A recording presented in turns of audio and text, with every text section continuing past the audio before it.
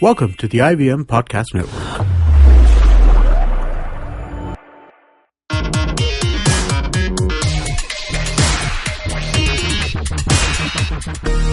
Hello and welcome to Simplified. Welcome. And hello Naren. Hello Srikeit. And hello empty chair. Empty chair? Alas, yes, I have sad news. Chuck is away in Goa, not partying, but teaching, which he does there occasionally. But he'll be back for the next one, I presume. Oh, tragic. Well, in our factory, we have drill machines, and the drill machines need a chuck to hold the drill. And usually the chuck comes with a key. So there are now new varieties of chucks which come without a key. So they are called keyless chucks. So in our case, this is now chuckless key. So and it's not chuck level pun. But I think we are compensating very well for the lack of chuck over here. We're trying, yeah. But so there we are. And so what are we going to be talking about today, Naren? So the reason we are doing this chuckless key is that it can't wait because this is our budget simplified, right? Which you, dear listener, are dying to understand, because how else are you going to understand if it's not unsimplified? Of course, Naren. But honestly, my fiscal knowledge is limited to locating the nearest functioning ATM that dispenses the new 500 rupee notes. So before we begin, let's examine what the root of the word budget is. Budget comes from the Middle French word baguette, or leather bag, wallet or pouch. So the modern financial meaning is from the notion that the treasury minister keeps his fiscal plans in a wallet. Considering that Arun Jaitley's full speech was over around 100 minutes long, he must have had some massive khadi pajamas to carry that wallet. I'm trying to visualize him and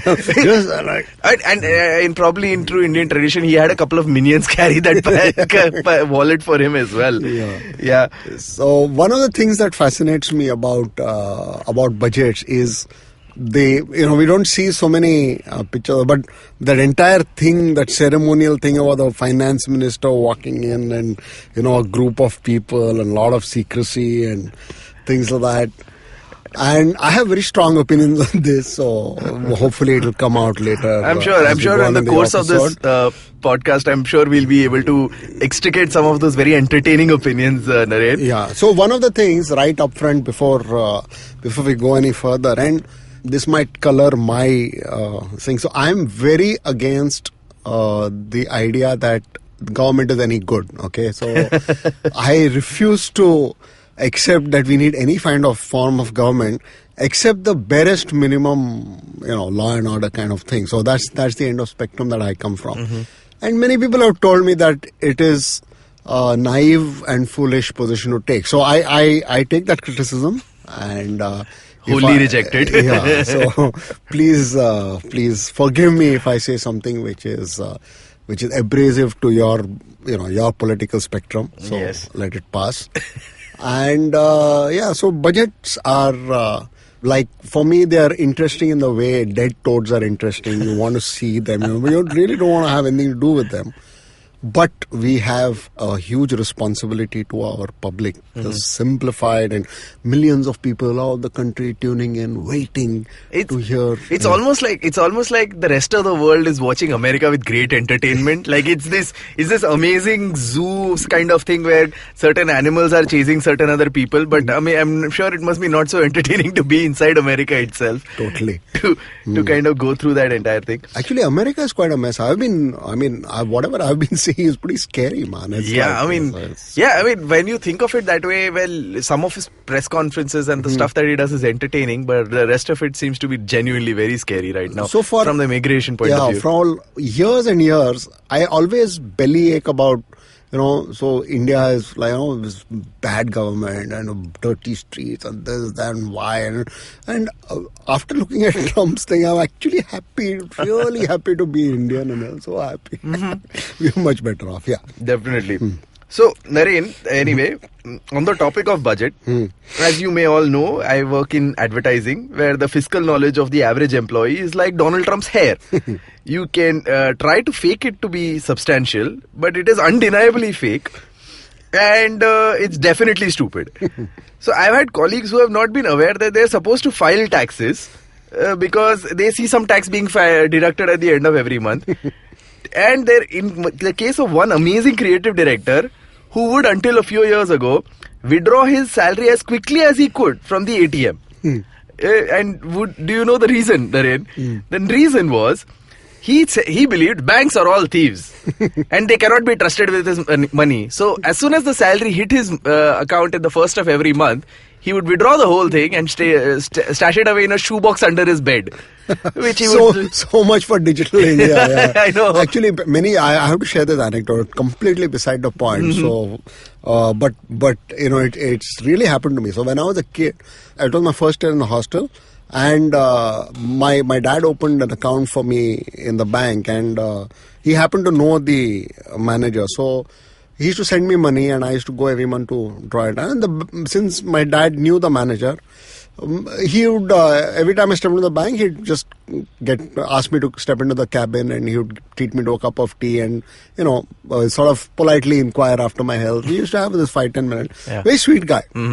So one such month I was there, and he sort of asked me to sit and order tea, and all of a sudden he just disappears under the desk.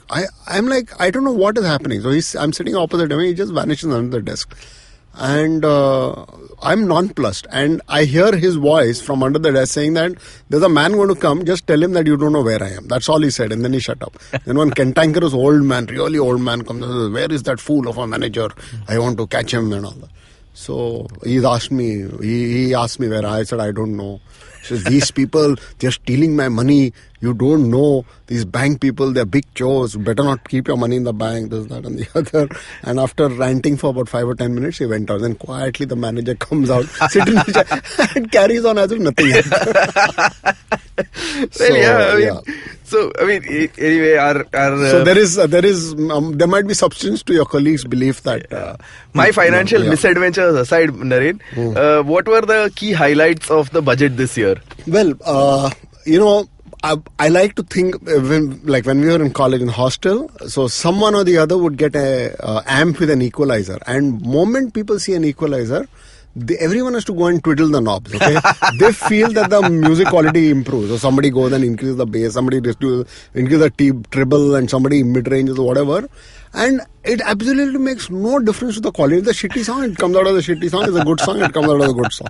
But this is exactly what finance ministers do when they come to. They love to twiddle knobs. And this budget is yet another twiddling of knobs. And meaningless twiddling of knobs, I must add. This, in fact, I think someone on Twitter I was following, I don't remember exactly who, but the moment the budget speech started, he pretty much tweeted in a row some 5-6 tweets, whereas this is a horrible budget. It is going to put an amazing burden on the poor of the country. This budget is inconsequential and doesn't really do anything. And then immediately after, this is a fantastic budget and will do amazing things for the economy.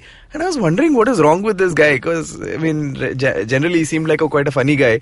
And then he's like, we'll delete based on what prevailing public opinion turns out to be later. Covered everything. So he's like, I'm covering all my bases for political correctness. So basically what they did was, usually they twiddle with the direct and the indirect taxes. This time they didn't twiddle the indirect taxes at all, because the GST is going to come and it's pretty much covered in that area. So in the direct taxes, he twiddled a little. He gave a little discounts to the lower range of people. So people who are earning very little money have to pay even less tax than they have to pay. And people who are paying very, very high taxes also got away with pretty much whatever. So there's one little sort of segment between 50 lakhs and 1 crore who basically got it squarely in the ghoulies. So whatever little exemption they were getting is all gone, and now they are squarely got it.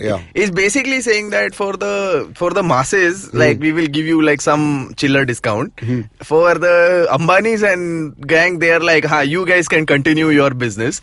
And the guys who are trying to be the Ambanis, you better get back in your box. So it's something on those lines.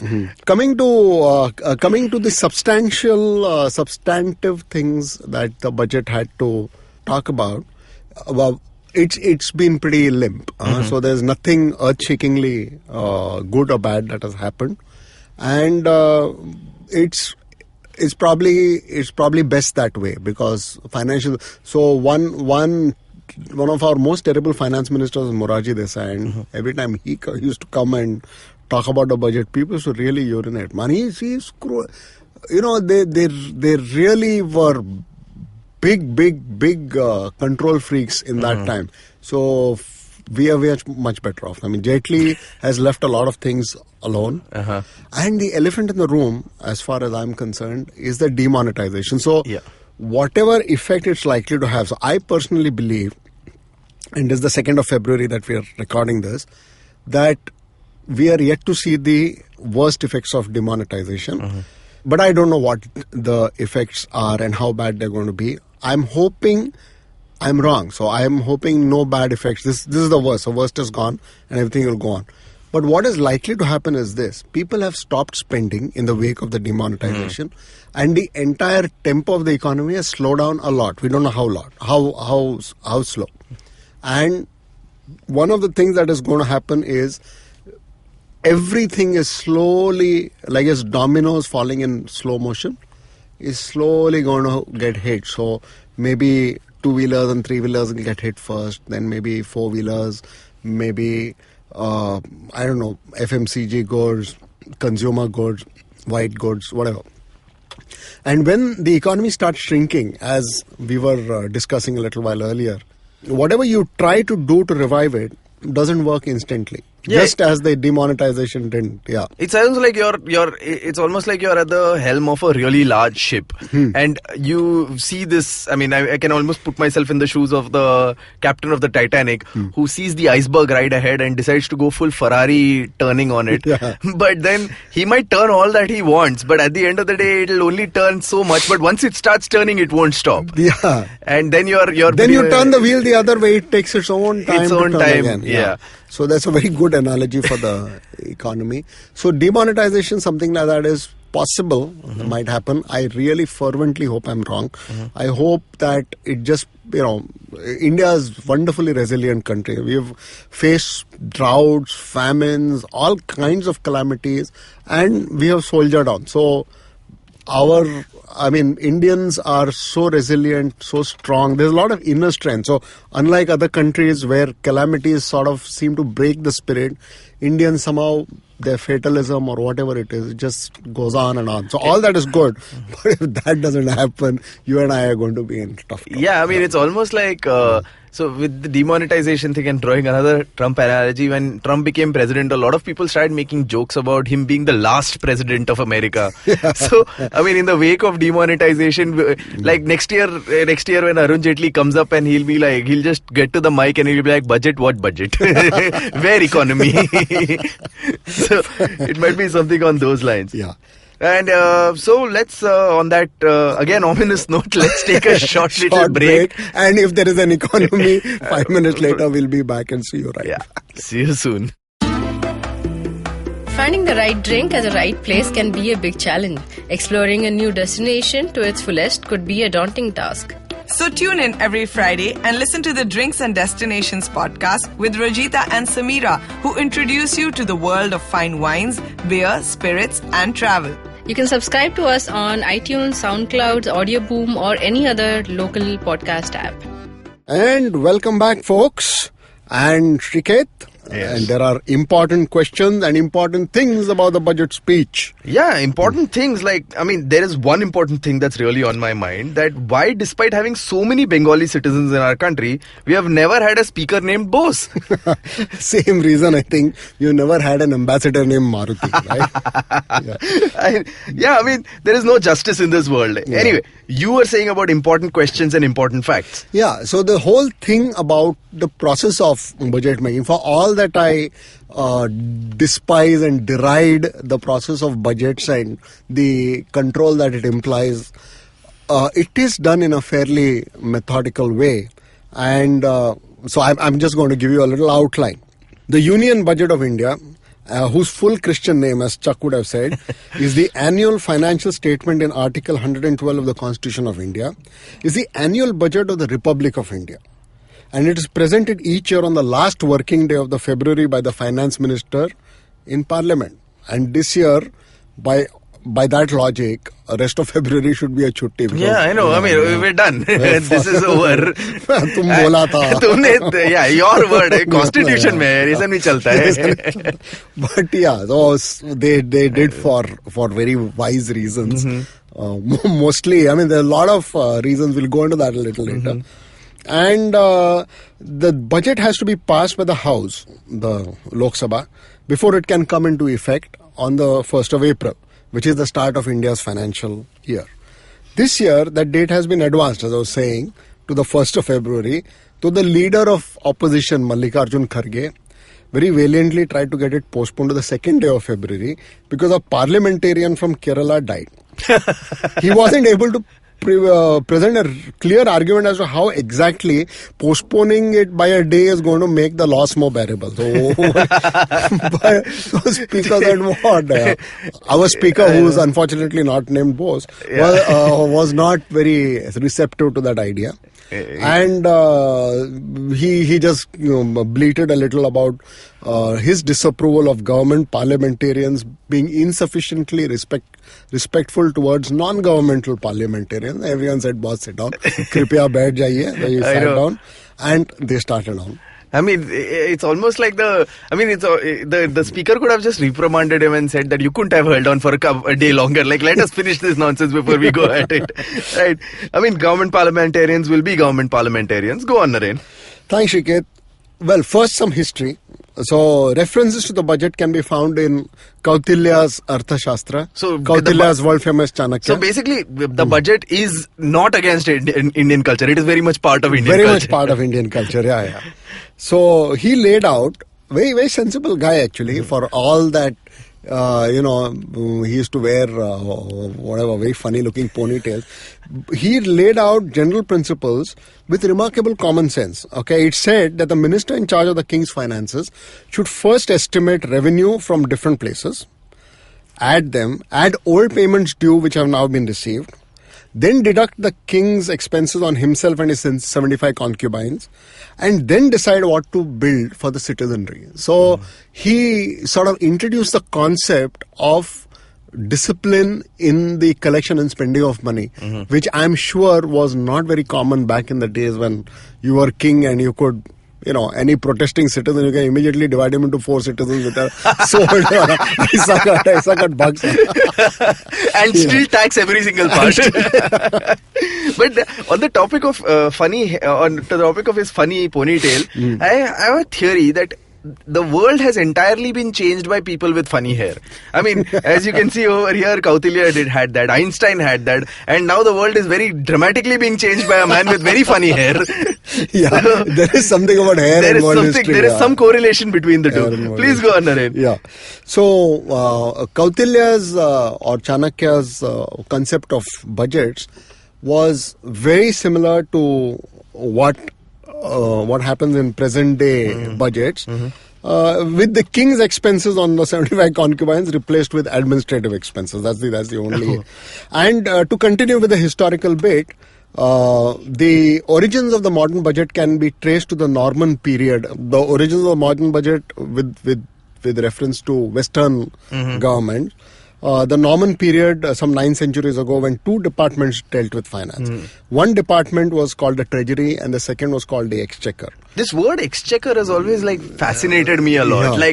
It is something that it is a check that I gave long ago and has bounced now, or is outdated or something. It's the exchequer. Yeah. It's also given me some very, sort of, you're still checking out your ex. Deeply it's basically Facebook stalking. The exchequer. What is my ex up to? He's the exchequer. Yes. But let's go back to its Christian meaning, I guess. So what the treasury did was, it received and paid out money on behalf of the monarch. So it is to the sordid stuff of actually running the government. And the exchequer had a lower office which received money, so actually got money to spend, and an upper office which gave money to the king and basically to the concubines and whatever. So, as you mentioned in your this thing, that's where the word budget started from, the buget, the wallet, the whatever, all those things. And the first use of the term, it dates back to 1733 in a financial statement by Walpole as Prime Minister and the Chancellor of the Exchequer. So, a cartoon of him opening a patent medicine seller's wares was published at the time with a satirical comment, the budget opened. And budge is an old word for a small bag, case. Yeah. So initially budget referred solely to the Chancellor's annual speech on the nation's finances. Now the term is used for an annual financial statement of income and expenditure of a government. But I mean, I'm very surprised that there was actually I understand maybe in 1733 there was still like room for satire without people being decapitated. Indeed, yeah. But that's quite fascinating. But again, then coming back to India, Naren, how does our local Indian budget process really function? Yeah. So the disgusting little details, right? So I mean, what is the sludge between the gears that keeps this moving? Yeah. So the budget is prepared by the finance minister with the assistance of a number of advisors and bureaucrats, obviously. Of course, yes. And the finance minister seeks the view of industry captains and economists prior to preparation, which he then ignores. And then various accounting and finance-related organizations such as the Institute of Chartered Accountants or lobby groups and things like that, they send in their opinions and suggestions. The finance minister carefully considers these and ignores them. It's almost like it's very fitting. There is this proverb in Hindi that says "Bakra katega, sab mein batega." Yeah, it is very much like that. So then finally what happens is he asks his bureaucrats from the finance department what is he's doing, and the bureaucrats prepare the budget and give it to him. This is basically what happens. Sounds somewhat sensible. What's the catch? So it's very sensible, and the budget making process starts in the third, so it starts pretty early.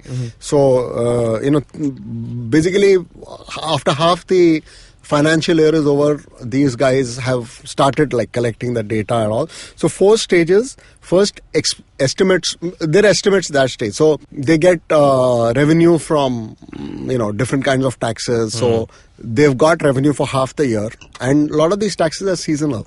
So for example, if you're expecting revenue from the automotive sector by way of excise duty on cars, you would expect them to spike somewhere just before the festive season, because a lot of people would buy during the festive. So the cars would have left their automotive factories a month or so ago. So you would see a spike and things like that. So and there will be some lull. So there is this Pitru Paksh month where very few people would buy cars. So 1 month before that you would see a slump in the collection, things like that. So they've got their forecasting model, so they know based on how much taxes they've got in any particular period, how much they are likely to get over the rest of the year. That's income sort of forecast. And they do a similar expenditure forecast. They know some of the expenditures are pretty well laid out. They know what is going to happen. But some which go on projects, which go on outstanding items, on defense procurement, or 100 things that the government spends its money on, fact-finding missions to Liechtenstein, those kind of things. Very, very, requirements for, they urgent fact-finding missions. And also for the Olympics, where family members are also required to motivate the athletes. So among other things. So those kind of things. So they get an estimate of the expenditure. Therefore, it kind of means that they first estimate the inflows and outflows, and then they decide how to raise the inflows to match the outflows more closely. Correct. Yeah. So the tacit assumption here is being that the inflows will always be less than the outflows. Correct. And as if it might often happen if it's the other way around. It's very hilarious, and it was very nicely explained in a Yes Prime Minister episode why it will never happen. Amazing. Please go ahead. Allow me to quote. So the background is as follows. Okay, Hacker, the Prime Minister, wants the government not to buy some expensive military hardware because they will never use it anyway, right? So he tells the bureaucracy to cancel the order and return the money saved to the taxpayer via tax cuts. So Humphrey, who is the cabinet secretary, is aghast at the suggestion. And here is the exchange. Hacker, why is the chancellor opposed to tax cuts? Sir Humphrey, because he's advised by the Treasury and the Treasury don't believe in giving money back. Hacker, it's not theirs, it's the taxpayers' money. Humphrey, that is one view, but it's not the view of the Treasury once they've got their hands on it. Hacker, but what if they don't need it? Humphrey, taxation is not about what you need. Hacker, what's it about then? Prime Minister, the Treasury does not work out what they need to spend and then think of how to raise the money. What do? They pitch for as much as they think they can get away with and then think how to spend it. If you start giving money back because you don't need it, you're breaking with centuries of tradition. So this is how taxation has been going on in most of the free world. In the non-free world, of course, the government simply tells, "Okay, boss, this is mine." Yeah, I know. I mean, jitna mil sakta hai, utna le lete hain. Fir baad mein dekhenge. So we are lucky to be living in a functioning democracy where the government sees it necessary to make some pretense of actually needing, actually needing the money before asking for it. So in autocratic government, they'll just pass a law and say, "Boss, just hand it over." It's like elections in North Korea. They'll be like, you might as well go and tick that box in the ballot. There's only one. So before we continue to more of the formal stuff within our own union budget, Naren, what do you think? Should we take a small break? Yeah, we'll have a little breather where you can sort of meditate on all the very lovely information that we've given you. And contemplate on how much money the government will get away with this time. Yeah, and you're actually lucky you're not living in North Korea. There's that as well. Too. Yeah. And see you right back if the economy is still functioning in another 5 minutes. See you soon. Hey guys, this is Malika Singhania, co-founder of the blog Stylogram, where we cover trends, fashion forecasts, celebrity style, tips and tricks, and lots more cool stuff. So tune in every Thursday to the Stylogram podcast, your weekly style telegram, giving you the latest fashion and beauty stories that are relevant to you. You can also subscribe to our show on iTunes, SoundCloud, Audio Boom, or any other local podcast app. See you soon. And we're back and returning to the formal stuff with our budget discussion and where we are at with the Union Budget of India. It comprises of various documents. The first one is the speech of the Finance Ministry with the permission of the Speaker stuff, which he reads in the Lok Sabha. The budget speech provides the direction which the government wishes to move in the coming financial year, the growth targets and major thrust areas. The finance minister spells the broad tax policy measures in his speech. The speech lists the problems being faced by the country on the economic front and indicates the government's response to them. The speech also includes the various expenditures and tax proposals. The other main documents are the annual financial statement, which is the main document really, which is the budget. This statement shows the receipts and payments of the government under the three parts in which the government accounts are kept. What are the three parts? One is the consolidated fund. Resources raised by the government through taxes, loans, dividends from PSU, banks, etc. Basically all the money from the people. Yeah, the people's money. People's money. That is called the Consolidated Fund of India. And to drop in some legalese, the government is empowered under Article 114 of the Constitution to withdraw money from the Consolidated Fund of India. However, it can do that only on approval from its auntie, basically the parliament. And it has to get the appropriation bills approved by its auntie, basically the parliament. So basically it's a check, one of the checks and balances that keep democracies going. Mm-hmm. They have to keep, it's procedurally very cumbersome and slow, but it's a formality that has to be done. Is this something similar? So, I mean, pardon my really limited knowledge, but is this something similar to what happens in the US where they often don't get that permission and the government leads to a shutdown? Correct. So that cliff that they talk, the fiscal cliff that they talk about is that. So the government goes on spending and it does need to go periodically to the House to get its permission. And the House, if it's against what the executive branches, as it was when Obama was in power, they make life difficult. And there is a bit of a catch-22. They can't shut down the government because a lot of the functions of the government are pretty vital. Yeah. And so there is, there's this eyeball to eyeball thing, and then it's basically a game of chicken. Yeah. You're both running towards each other. Who is basically going to take that? Has that ever happened in India, though, Naren? Have you ever gotten close to it? I cannot recollect, so I'm not a parliamentary expert, but I don't think anything like that has ever happened in India. And I'm not sure we have a situation where that happens. It's that tight here either, because government goes, is fait accompli, it goes and spends whatever it likes, and it basically signs its checks in advance. It leaves a huge debt for. So basically, we are a very credit card type economy. Yeah, very credit card type economy. So but it's one of those things which it's very difficult to explain to young people. So my children are asking, especially in the American context, how stupid this whole thing is. It does look stupid, but yeah, it has to be there.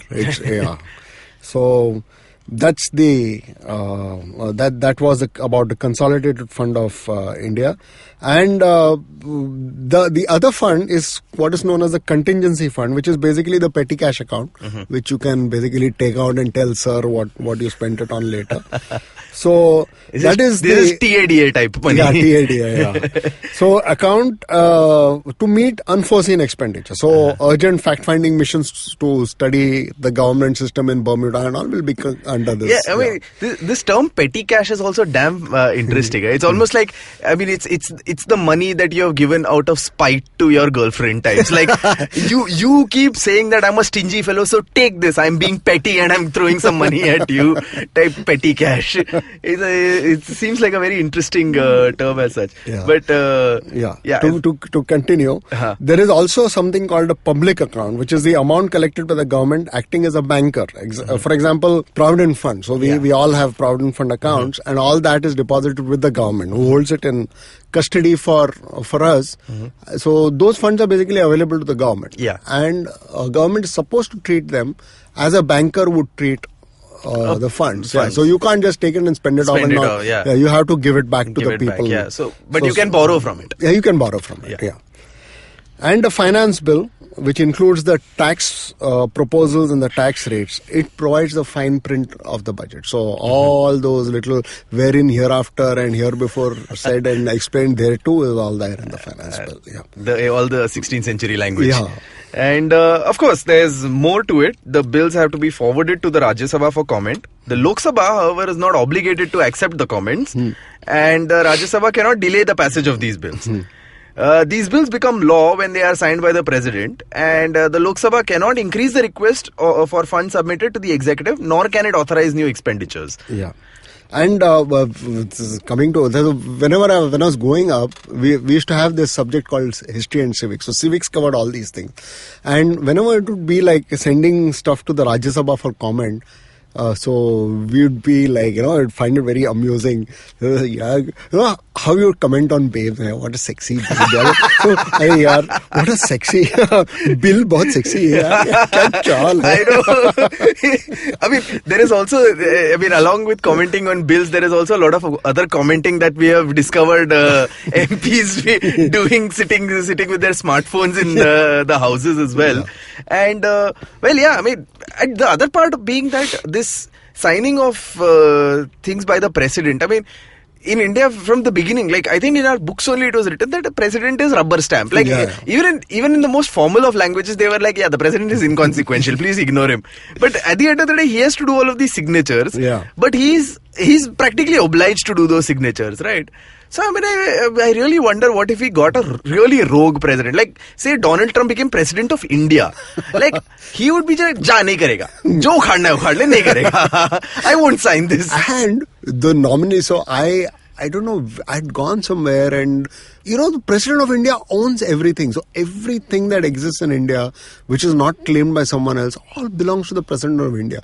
So if he decides to have a garage sale or something, no, we are screwed. So, take your Bombay, I'll sell Bombay to you. 25 rupees, chal leke ja. We cannot be entirely sure Pratibha Patil didn't do that in all of our foreign trips. So anyway, moving on. Yeah, so moving on, some more fine points of order. The proposals in the budget come into force on the 1st of April, and between the presentation and the effective date, there is a gap of 1 month during which the Lok Sabha can review and modify the government's budget proposal. This doesn't happen most of the time, in fact never happens, and the parliamentary scrutiny of the proposal and the passage of the budget gets completed in May, well after the commencement of the new fiscal year. And this is what has been happening year after year ever since independence. Since the proposed budget has to be effective from the 1st of April, the government usually seeks an interim approval to meet emergent expenditures that have to be incurred pending the approval of the budget. So this is the avoidance of that, the fiscal thing. Yeah. This is called a vote on account, and the sanctions given by the passage of the vote on account get automatically overridden once the budget is Of course. So temporary, and then once the budget is approved, then the budget takes over. Yeah, but Naren, what is the main advantage of moving the budget date ahead? Well, the stated objective behind advancing the date of budget presentation is to ensure that the finance bill is passed before the start of the fiscal year on the 1st of April. If that happens, all central government departments will have the full allocation from day one of the fiscal year. It will happen also just in time for the UP election. Of course, because there is... Yeah, that is just coincidental, That's just Naren. Come on. You have to give the government the benefit of the... They Yeah. have nothing but noble intentions at heart, okay? Yeah. So the decision comes with some advantages as well as disadvantages. The major advantage, though to my cynical eyes, this doesn't look like it makes a whit of a difference, of advancing the budget presentation date is that if the budget along with the finance bill is passed before March end, the central government departments will have a clear picture of the allocations right from the beginning of the financial year. Of course, yeah. The biggest disadvantage, and again, I can't for the life of me see what enormous disadvantage this brings, of advancing the budget presentation date is that the government won't have the revenue and expenditure data for the first 9 months of the financial year. Big deal. As if that influences any of their... It really doesn't give it makes any real difference there. But yeah, I think we have a fairly well-rounded, if express train-like fast outline of the budget process. You had some historical facts you were saying. Yeah. From being highly secretive to occasionally satirical and exceedingly lucid, budgets have had a remarkable history, as we have been discussing. The first Indian budget was presented by one James Wilson. Of course. Most surprisingly for me, when I found out, way back in 1869, on the February 18th of that year to be precise. 1869, imagine that. Wilson, whose designation was finance member of the India Council, that advised the Indian Viceroy, was also founder of The Economist, the world-famous Economist magazine, and described by Karl Marx as an economical mandarin of high standing. Karl Marx, world-famous Karl Marx, yeah. But he was also a largely self-taught man who had worked his way up in his family occupation, making and selling hats. मतलब टोपी पहनाता था. And before becoming a scholar and writer, largely based on his brilliance and knowledge of economics and commerce. He seems like a guy who genuinely had like the pockets big enough for that wallet. Our budget, though, seems to follow the UK budget in many ways, including for many years timing, since it used to be held at 5:30 p.m., which was noon in the UK. And extreme secrecy, which may have been reinforced there by a scandal that broke out in the UK just as R.K. Shanmugam Chetty, India's first finance minister incidentally, was preparing his first budget. What happened was on budget day in the UK in 1947, Hugh Dalton, the British Chancellor of the Exchequer, met a journalist when he was walking into the Parliament and mentioned a few details on tax changes that he was planning. The journalist broke the story before the speech, and Dalton had to resign. And this definitely would have made Chetty all the more determined to maintain secrecy. It's obviously very auspicious auspicious for India that our entire financial planning of the country began with a scandal. Yeah. I think it was a very auspicious start that has led to many antecedents since. And the biggest problem for his successor, C.D. Deshmukh, was finding money for the plans, which meant higher taxes. In one budget speech, he tried to buck up taxpayers with the story of a letter he claimed to have got from a villager who paid no taxes but wanted help. Deshmukh said, "He has remitted a sum of ₹5 to me and has promised to remit a similar sum every year, so long as the common run of our people can produce men and women with this spirit, the country can face the future, however difficult it may be, with confidence." No one fell for it, of course, but you are not allowed to call out our finance minister's budget speech stories for fakeness. Indeed. And T.T. Krishnamachari, who replaced Deshmukh, was an industrialist who, strangely enough, had a lot of enthusiasm for taxation, because normally you would expect industrialists to be anti-taxation, but TTK was chai se kitli garam, as they say. Chai se kitli garam. In 1957, he invented two new levies. Okay, so one was a wealth tax. Okay, and the second was an expenditure tax. And he sternly told all those who had to pay these to display some patriotic spirit, because obviously they were whining, right? Yeah. I am one of those who also believe that the greatest advances towards economic equality and positive social improvements are made in difficult times when the conscience and the solidarity of a people are raised to the highest pitch. And then immediately on cue, I think someone in the background switched on national anthem. So everyone had to stand up, and 1.5 minute break later, everything was forgotten. And Morarji Desai, of course, the man very famously who used to consume a lot of urinal fluids for surviving up to the age of 100, had his political philosophy of socialism on steroids. He relished levying taxes, and in 1968 he said, "I now come to the much dreaded part of my budget speech. I trust honourable members will not take me to task if the proposals do not fulfill the expectations of dread. The deficit of this kind is usually an invitation to an FM to sharpen his knife. I propose to engage myself in a minor operation of plastic surgery, taking out a little flesh here and adding a little bit there." Desai was the first to make the budget into a big opportunity for publicity for the FM, and also the first FM with serious aspirations for the PM seat. Yeah, he was very, very badass. I think he was the most badass finance minister we've ever had.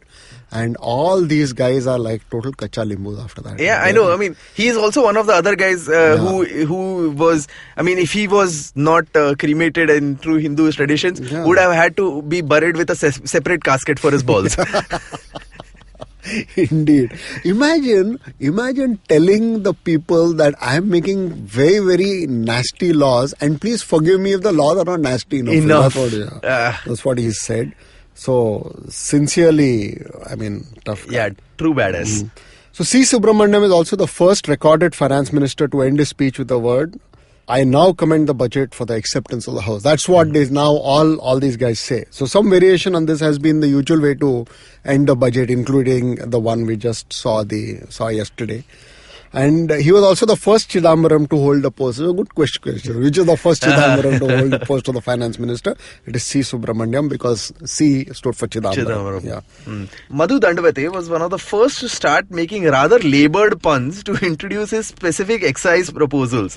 I mean, he's a man. I mean, he's probably Chuck's idol as a FM. Chuck will pull out his wallet. There'll be a little photo of Madhu Dandavate there.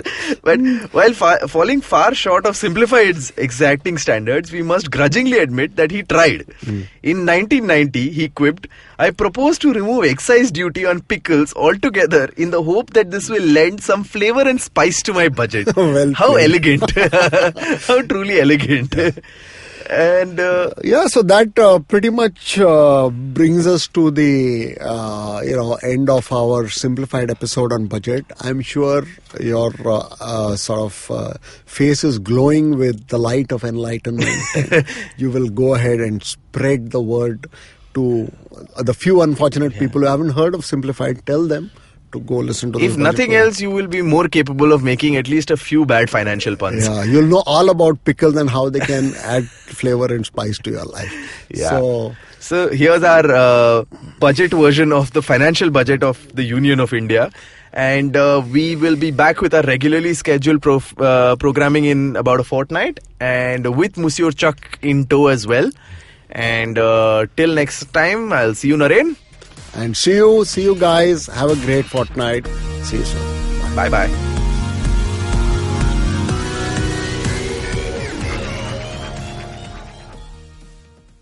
Hey man, just help me out, man. I need some podcasts, man. I haven't had a fix in a week. Just need some. Don't you worry about it. I got podcasts galore for you, man. Just go to ivmpodcast.com. You can also find us on Facebook, Twitter, and Instagram. Thanks, man. I'm gonna check it out.